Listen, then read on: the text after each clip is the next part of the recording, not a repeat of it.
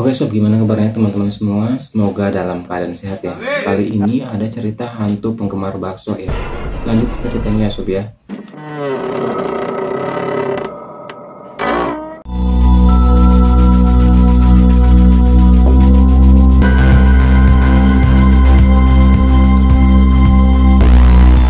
Jadi 2 hari yang lalu aku mudik kangen dengan suasana kota Jogja.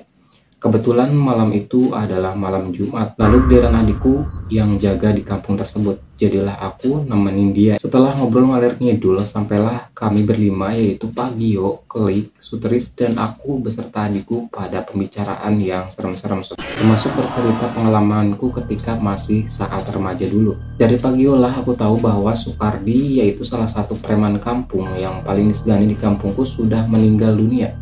Bukan karena dikebukin orang kampung atau ditembak polisi karena kasusnya, melainkan gantung diri karena hubungannya dengan seorang gadis tidak direstui oleh ibunya, yaitu orang tua satu-satunya yang masih ada. Sebetulnya mereka berempat termasuk adikku agak enggan ketika kutanya tentang sebab musabab meninggalnya Sukardi. Bahkan Kelik langsung terlihat gelisah, dan sekali-kali ia menatap ujung gang dengan wajah agak pucat. Dengan sedikit terbisik, Sutris menatapku, "Serius bang, ceritanya yang lain saja ya." Adikku pun mendukungnya, namun aku tetap ngotot. "Ada apa sih kalian, kayak diuber setan saja?" tanyaku sambil menyeruput kopi hitam. "Bukan begitu bang, suasana kampung ini lo baru saja pulih," timpal Kelik sambil membetulkan sarungnya. "Pulih dari apa sih bang?" tanyaku heran. "Ya dari teror hantunya Sukardi itu," kata adikku sambil menatap lagi ujung gang dengan penuh kekhawatiran. Jujur saja aku baru melihat wajah adikku segelisah itu. Biasanya anak itu luar biasa beraninya. "Besok pagi saja ya bang, aku ceritain tuntas," kata Sutris sambil beranjak pergi. Tak lama kemudian Kelik pun pamit pulang. Jadilah aku, adikku, dan Pak Giola yang jaga kampung itu sampai pagi. Siangnya pukul 11 aku sudah pergi ke warung sotonya Sutris. Penasaran pengen tahu ada peristiwa apa di kampungku pasca meninggalnya Sukardi, preman kampung itu.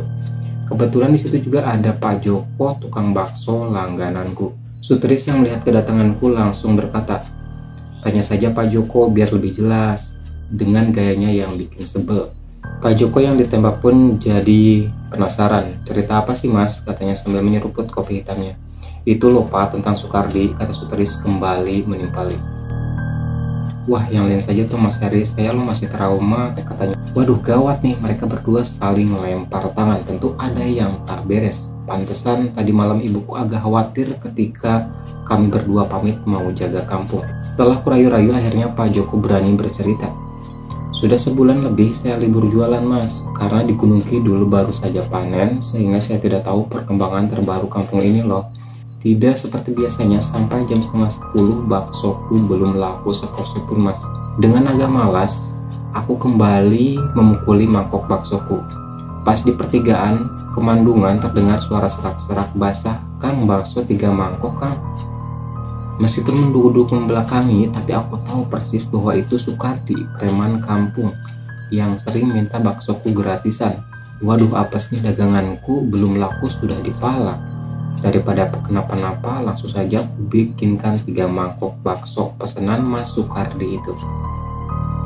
Setelah racikan siap, langsung dengan tergopoh-gopoh aku mengantarkan pesanan itu. Anehnya waktu itu meskipun bakso sudah kusodorkan, namun ia tetap duduk membelakangiku dan tanpa menoleh dia langsung menyantap baksonya dengan lahap. Dan aku agak heran, biasanya tingkahnya Mas Sukardi nggak karu-karuan bila sedang kumat premannya. Entah mengosak-ngasik dagangan baksoku atau memukuli mangkok bakso sekeras-kerasnya sampai pecah. Tapi malam itu anehnya dia diam saja, bahkan cenderung amat diam.